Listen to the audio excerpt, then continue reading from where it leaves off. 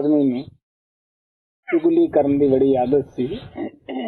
क्यों कि ये भी एक माहर ही आदमी कर सकता है।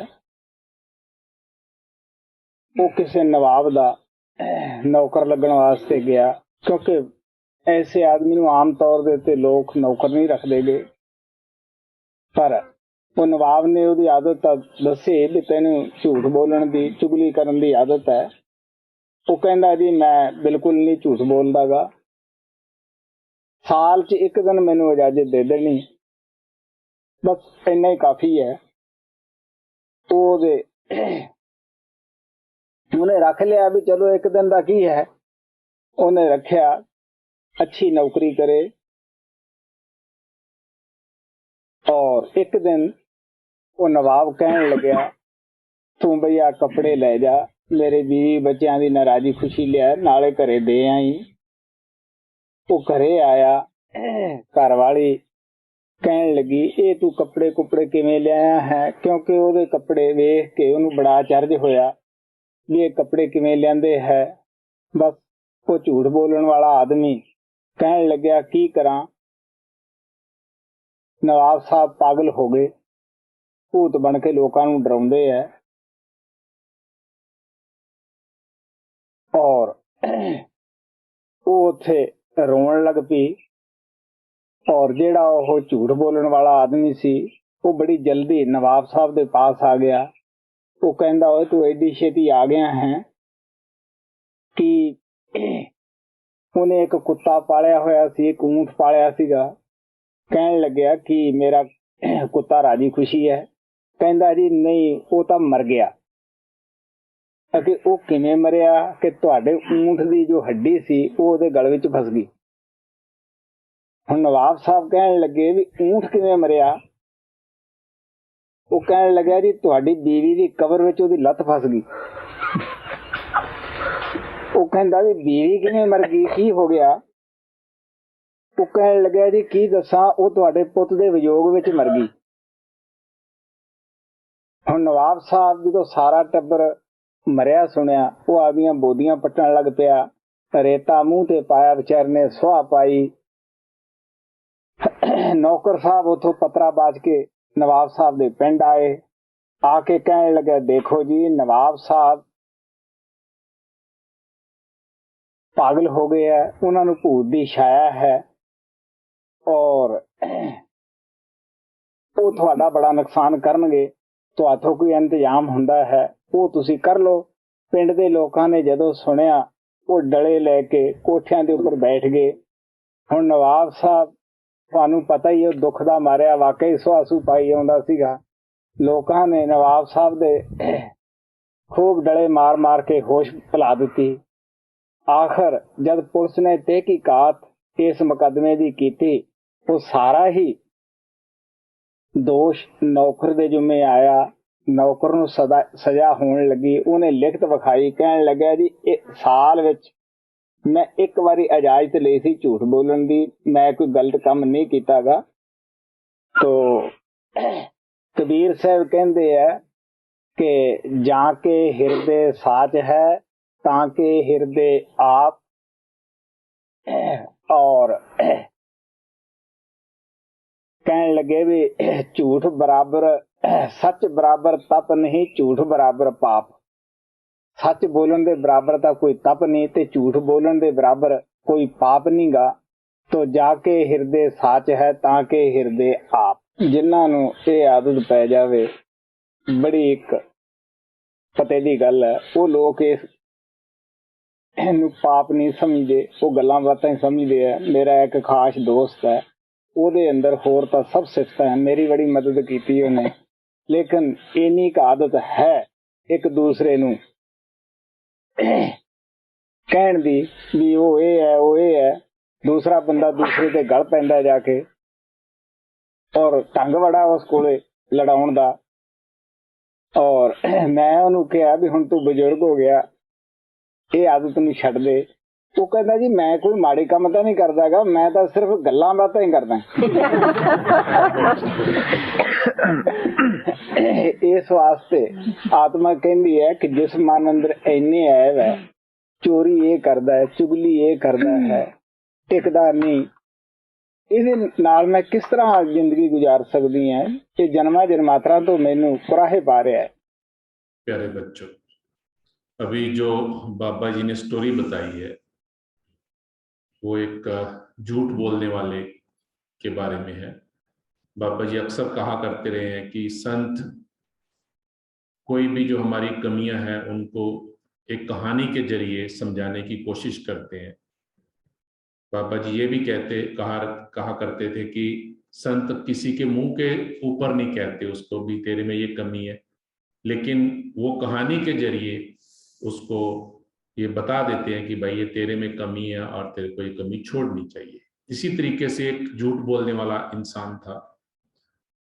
उसकी बहुत बुरी आदत थी कि वो झूठ बोल के दूसरे लोगों का नुकसान कर देता था, और इसी वजह से उसको कोई नौकर नहीं रखता था, अपने यहाँ काम नहीं देता था, और झूठ भी बोलता था। चुगली मीन्स जैसे बैक बाइटिंग बोलते हैं।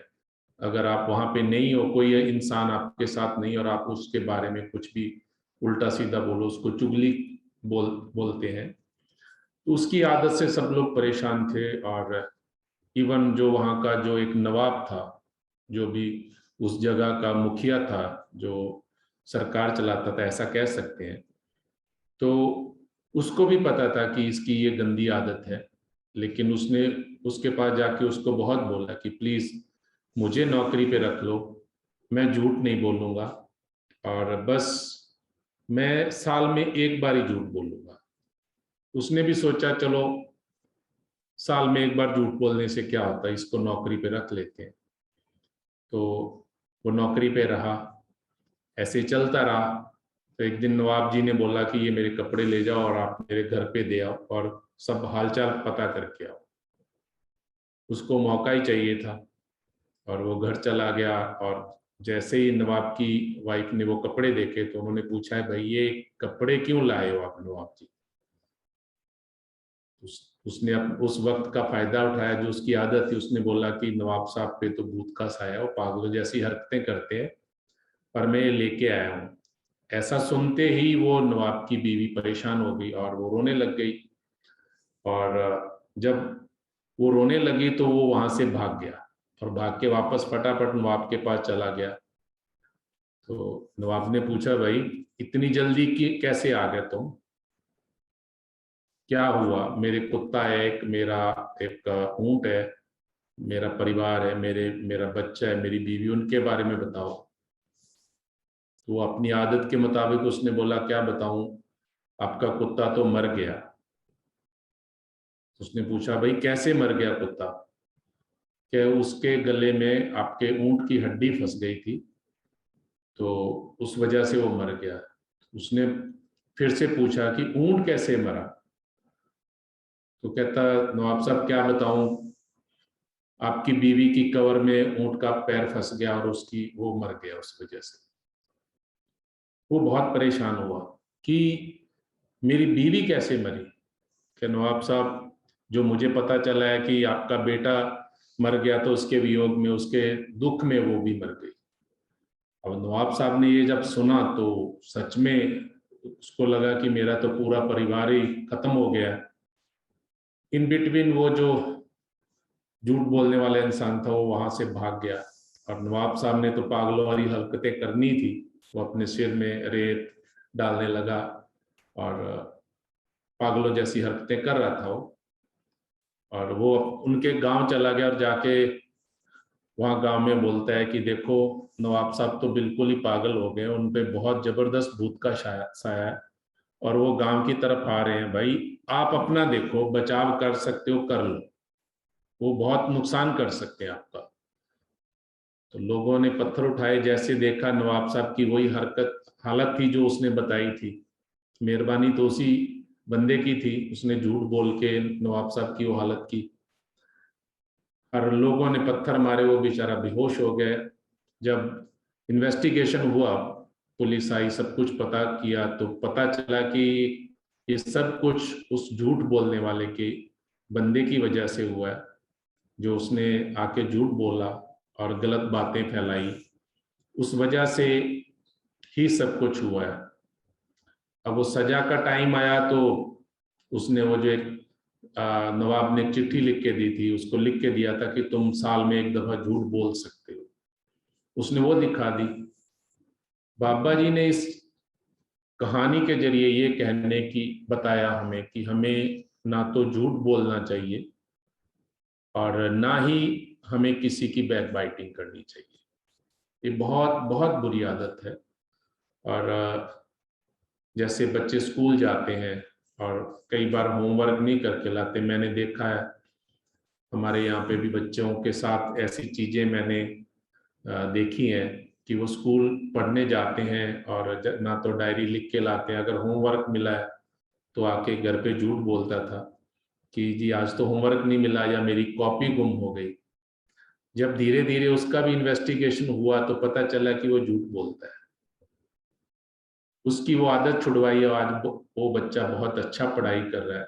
इसलिए बच्चों एक तो झूठ नहीं बोलते, एक बैक बाइटिंग नहीं करते कि घर की बात परिवार में ही मम्मी पापा को भी कई बार बच्चे लड़ा देते हैं, ऐसी हिम्मत कर जाते हैं, ऐसा झूठ अपने फायदे के लिए वो ऐसा भी कर जाते हैं कि उसने ये बोला था, उसने ये बोला था। ये गलत आदत है।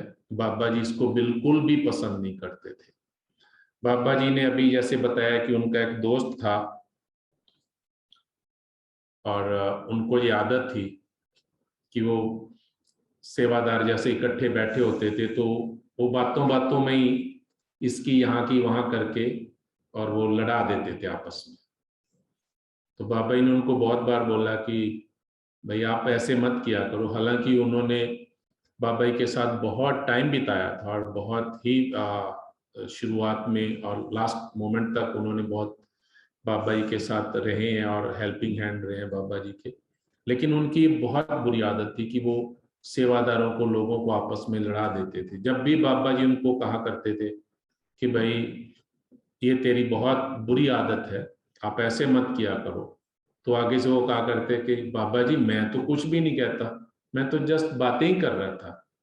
तो प्यारे बच्चों, बाबा जी के कहने का ये भाव है कि हमें किसी भी सूरत में एक तो झूठ नहीं बोलना है और एक बिल्कुल बैक बाइटिंग बिल्कुल नहीं करनी है। यहाँ की बात वहां, वहां की झूठी बातें नहीं फैलानी है।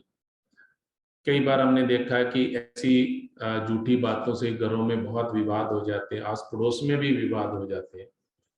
बच्चों का काम है अच्छी बातें सीखना, पढ़ाई करना और जो बाबा जी कहते हैं वो भी करना है। जैसे मैं हमेशा बच्चों को हर सत्संग में हर संडे ये कहने की कोशिश करते हैं कि आप सिमरन जरूर करेंगे, 2 मिनट के लिए, 5 मिनट के लिए प्रेयर जरूर करेंगे बाबा जी के चरणों में।